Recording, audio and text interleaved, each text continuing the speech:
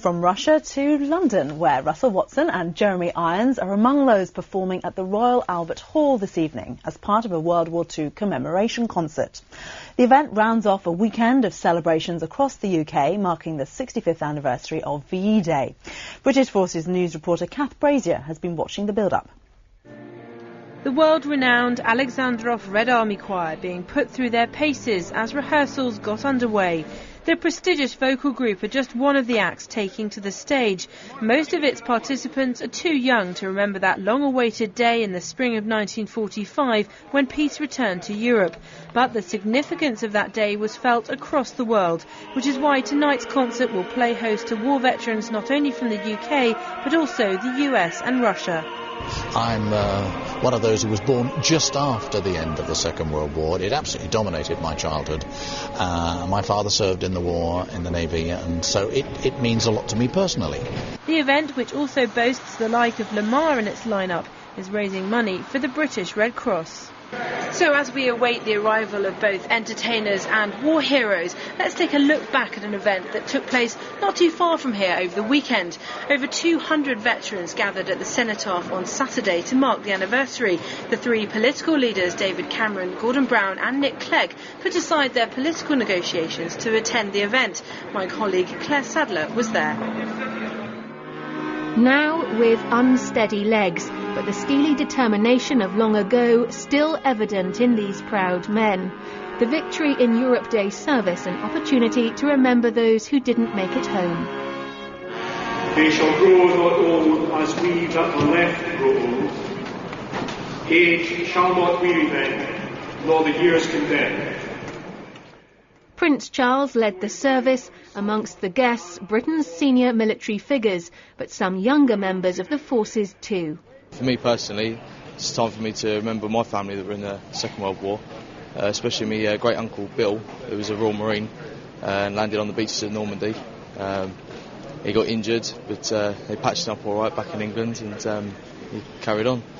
The political uncertainty following the election evident as the three main party leaders laid their wreaths at the same time.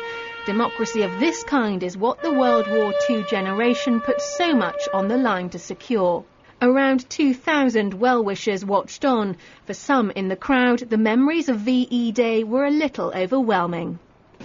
Well, at that time you was a child, so it was just going to be a party, and you knew the bombing would stop. And it was just a different time. Everyone just went in the street and Mum's laid the tables out there. I'm going to get emotional. It's silly. Sorry.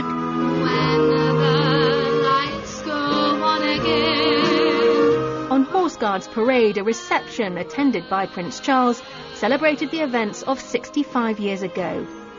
At 3 p.m. on the 8th of May 1945, Winston Churchill announced over the radio that the war in Europe was over.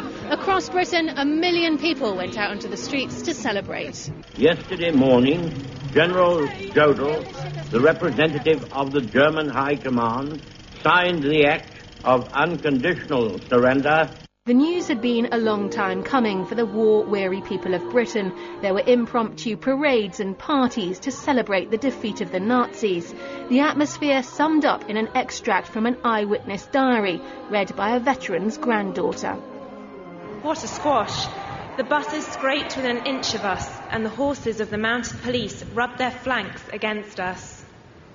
Precisely at 3 p.m, Big Ben's chimes told us the moment was about to begin. How wonderful to be standing in Whitehall in the shadow of the House of Commons, listening to that voice which had steered us from our darkest hours to the daylight of deliverance.